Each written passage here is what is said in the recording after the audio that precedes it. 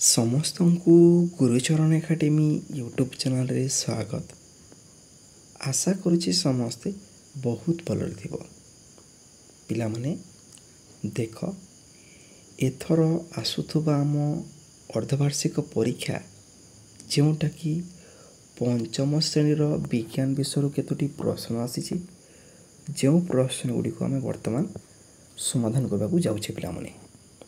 ଠିକ୍ ଅଛି, ତ ଚାଲ ଏହି ବର୍ଷ ଅର୍ଦ୍ଧବାର୍ଷିକ ପରୀକ୍ଷାରେ ବିଜ୍ଞାନ ଠାରୁ କେଉଁ ପ୍ରଶ୍ନ ଆସିଛି ତାକୁ ଦେଖିବା, ସମାଧାନ ମଧ୍ୟ କରିବା। ଠିକ୍ ଅଛି, ତ ସେସନ୍ଟିକୁ ଆରମ୍ଭ କରିବା ପୂର୍ବରୁ ଗୋଟିଏ ରିକ୍ୱେଷ୍ଟ, ଯେଉଁମାନେ ବି କ୍ଲାସ୍ରେ ନୂଆ ଅଛ, ଏବେ ହିଁ ଚ୍ୟାନେଲ୍ଟିକୁ ସବସ୍କ୍ରାଇବ୍ କର। ଠିକ୍ ଅଛି, ତାପରେ ଦେଖ ପିଲାମାନେ, ସାଙ୍ଗସାଥିମାନଙ୍କୁ ସେୟାର କରିଦିଅ ହେଲା। ସାଙ୍ଗସାଥିମାନଙ୍କୁ ସେୟାର କରିକି ଚ୍ୟାନେଲ୍ଟିକୁ ସବସ୍କ୍ରାଇବ୍ କର ପିଲାମାନେ। ଆଉ ହଁ, ଲାଇକ୍ ଗୋଟିଏ କରିବାକୁ ଭୁଲିବନି।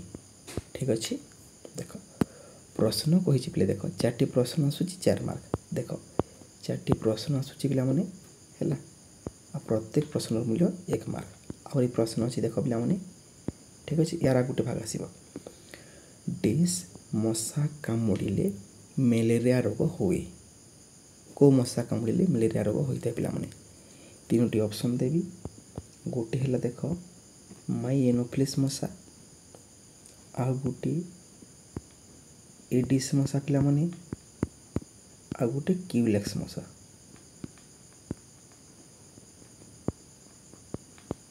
ହେଲା, ଠିକ୍ ଅଛି ପିଲେ, ଦେଖ ମାଇ ଏନୋଫିଲିସ୍ ମଶା କାମୁଡ଼ିଲେ କ'ଣ ହୁଏ, ଏଡିସ୍ ମଶା କାମୁଡ଼ିଲେ କ'ଣ ହୁଏ, ଆଉ କ୍ୟୁଲେକ୍ସ ମଶା କାମୁଡ଼ିଲେ କ'ଣ ହୁଏ? କ୍ୟୁଲେକ୍ସ ମଶା କାମୁଡ଼ିଲେ ବାତ ଜ୍ୱର ହେବ, ବାତ ଜ୍ୱର ପିଲାମାନେ ହେଲା। ଏଡିସ୍ ମଶା କାମୁଡ଼ିଲେ ଡେଙ୍ଗୁ ଜ୍ୱର ହେବ, ଡେଙ୍ଗୁ ଜ୍ୱର ହେବ ପିଲାମାନେ। ମାଇ ଏନୋଫିଲିସ୍ ମଶା କାମୁଡ଼ିଲେ ଆମର କ'ଣ ହେବ ପିଲାମାନେ? ମ୍ୟାଲେରିଆ ରୋଗ ହୋଇଥାଏ। ଠିକ୍ ଅଛି, ଉତ୍ତର ପାଇଗଲ, ବହୁତ ବଢ଼ିଆ। ପରବର୍ତ୍ତୀ ପ୍ରଶ୍ନକୁ ଦେଖ। ଆମ ଶରୀରର ତାପମାତ୍ରା ମାପିବା ପାଇଁ ଆମେ ଡେସ୍ ବ୍ୟବହାର କରିଥାଉ। ଜ୍ୱର ହେଲେ ଆମେ ଡାକ୍ତରଖାନା ଯିବା। ଡାକ୍ତରଖାନା ଯିବା ପରେ ଡାକ୍ତର କ'ଣ କରନ୍ତି? ଆମ ଶରୀରରେ କେତେ ଜ୍ୱର ଅଛି ହେଲା, ସେ ଜ୍ୱରକୁ ମାପିବା ବା ଓଜନ କରିବା ପାଇଁ ଗୋଟେ ଯନ୍ତ୍ର ଆମକୁ ଦିଅନ୍ତି, ଯେଉଁଟାକୁ ମାନେ ମୁହଁରେ କିଛି ସମୟ ଦେଉ କିମ୍ବା କାଖରେ କିଛି ସମୟ ଦେଉ ପିଲାମାନେ, ତାପରେ ଜଣାପଡ଼ିଯାଏ ଆମ ଶରୀରରେ କେତେ ଜ୍ୱର ଅଛି। ଠିକ୍ ଅଛି, ତ ସେଇ ଯନ୍ତ୍ରର ନାଁ କ'ଣ ବୋଲି ପଚାରିଛି। ଦେଖ ପିଲାମାନେ, ପ୍ରଥମେ ଜାଣି ରଖ, ଆମ ଶରୀରର ତାପମାତ୍ରା 37 ଡିଗ୍ରୀ ସେଲସିୟସ୍ ହେଲା। ତାପରେ ଦେଖ ପିଲାମାନେ, ଏଇ ତାପମାତ୍ରା ମାପିବା ପାଇଁ ଆମେ ଥର୍ମୋମିଟର ବ୍ୟବହାର କରିଥାଉ। ଥର୍ମୋମିଟର ବୁଝିହେଲା, ଏଇଟା ହେଉଛି ସଠିକ୍ ଉତ୍ତର। ଠିକ୍, ପରବର୍ତ୍ତୀ ପ୍ରଶ୍ନ କ'ଣ ଆସିଛି ଦେଖ। ଠିକ୍, ପ୍ରଶ୍ନ ଆସିଛି, ମାଛ ତାର ଡେସ୍ ଦ୍ୱାରା ଶ୍ୱାସକ୍ରିୟା କରିଥାଏ। ଏଇଟା ପ୍ରଶ୍ନ ଆସୁଛି। 2ଟି ଅପସନ୍ ଦେବ। ଗୋଟେ ଦେବ ଗାଲିସି ଦେବ, ଆଉ ଗୋଟେ ଦେବ ନାକ ଦେବ, ଆଉ ଗୋଟେ ପାଟି ଦେବ। ପିଲେ ଦେଖରେ, ଶ୍ୱାସକ୍ରିୟା ପଚାରିଛି, ଆଖି ବୁଜିକି ଗାଲିସି ମାରିକି ଆସିବ। ଆଉ ଭାବିବନି କିଛି ପିଲାମାନେ। ଦେଖ, ଏଇଟା ଆଦର୍ଶ ପରୀକ୍ଷାରେ, ଆଦର୍ଶ ପ୍ରାବେଶିକ ପରୀକ୍ଷା ବା ଆଦର୍ଶ ଏଣ୍ଟ୍ରାନ୍ସରେ ଏହି ପ୍ରଶ୍ନଟି ଆସିଥିଲା କି ମାଛ ତାର କେଉଁ ଅଙ୍ଗ ଦ୍ୱାରା ଶ୍ୱାସକ୍ରିୟା କରିଥାଏ? ଭାଇ ଦେଖ, ଗାଲିସି ଦ୍ୱାରା ଶ୍ୱାସକ୍ରିୟା କରିଥାଏ। ଠିକ୍ ଅଛି ହେଲା, ଜଳରେ ଦ୍ରବୀଭୂତ ଥିବା ଅମ୍ଳଜାନକୁ ସେ ଗାଲିସି ଦ୍ୱାରା ଗ୍ରହଣ କରିଥାଏ। ଆଉ ଥରେ କହି ରଖୁଛି, ଜଳରେ ଦ୍ରବୀଭୂତ ହୋଇ ରହିଥିବା ଅମ୍ଳଜାନକୁ ମାଛ ଗାଲିସି ଦ୍ୱାରା ଗ୍ରହଣ କରିଥାଏ। ଠିକ୍ ଅଛି, ପରବର୍ତ୍ତୀ ପ୍ରଶ୍ନ ପିଲେ, ପ୍ରଶ୍ନ ଆସିଛି ଦେଖ, ଜଙ୍ଗଲ କଟା ହୋଇଗଲେ ବାୟୁମଣ୍ଡଳରେ କେଉଁ ଗ୍ୟାସ୍ ବୃଦ୍ଧି ହେବ ବା ବୃଦ୍ଧି ପାଇବ? ପିଲେ ଦେଖ, ଜଙ୍ଗଲ ଯଦି କଟା ହେବ ନା, ତାହେଲେ 3ଟି ଅପସନ୍ ଦେବି। ଗୋଟେ ହେଲା ଅମ୍ଳଜାନ, ଅମ୍ଳଜାନ, ଅଙ୍ଗାରକାମ୍ଳ ଆଉ ଗୋଟିଏ ଆମର ଯବକ୍ଷାରଜାନ।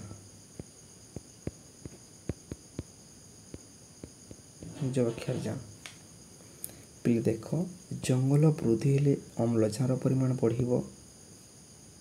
ଠିକ୍ ଅଛି।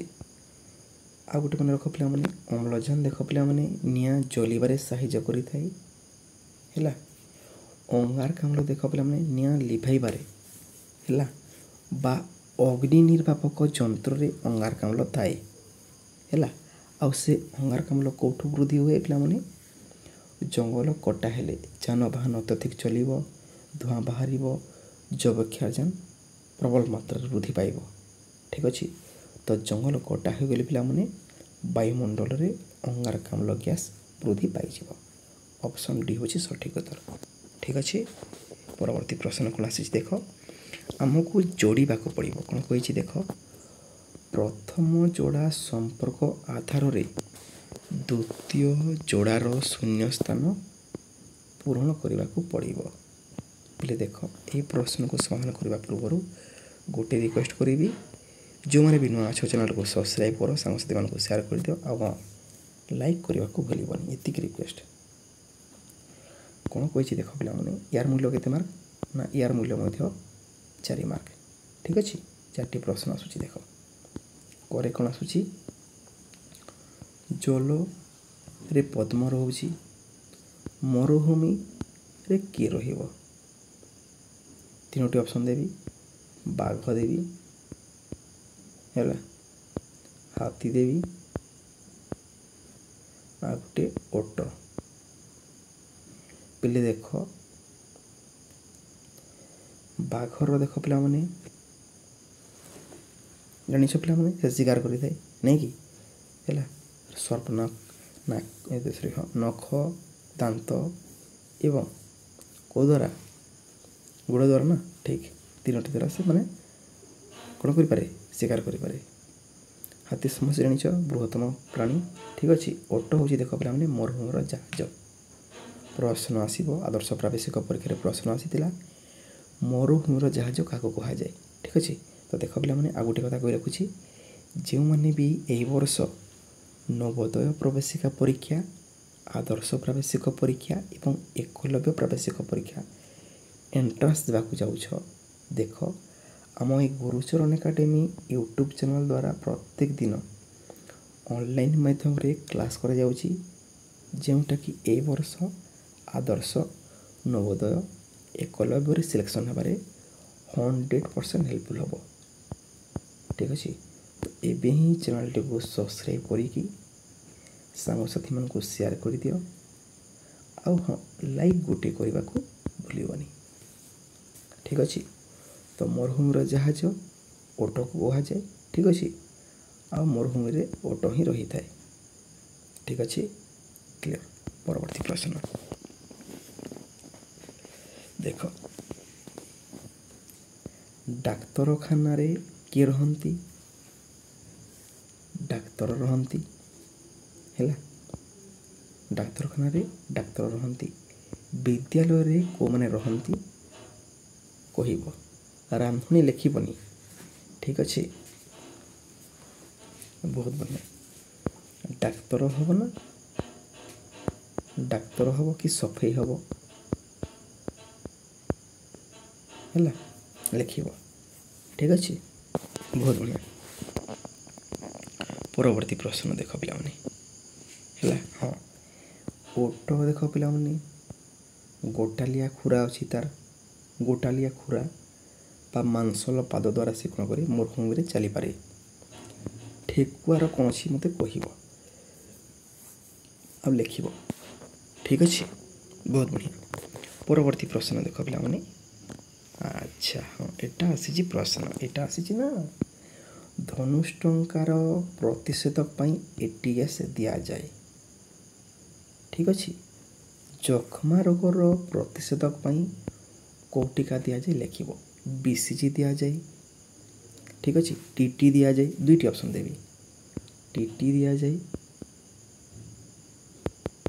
TT କି बी सी जी तीन ऑप्शन दुईटी ऑप्शन लिखिबो कोठा हबो धनुष टंकार प्रतिषेधक पई एटीएस जखमार प्रतिषेधक पई बीसीजी इसे किमा टीटी दिया जाए लिखिबो ठीक अछि। तो पहले देख ये थिला मो विज्ञान रो प्रथम भाग आ गोटे भाग आसीबो हैला। तो एबे ही चैनल को सब्सक्राइब कर आ हां चतुर्थ श्रेणी तृतीय श्रेणी पे मध्य माने सेशन आसी जीवो ठीक अछि। षष्ठ श्रेणी पे मध्य सेशन आसी जीवो सप्तम पे मध्य आसी जीवो। तो एबे ही चैनल को सब्सक्राइब कर गोटे सेकंड रे भाई सब्सक्राइब करिकी सांग साथी मन को शेयर कर दे पिला माने आ हां लाइक गोटे करबा को भूलिबनी रहिली पिली पुणी देखा किसी समय पर जय जगन्नाथ।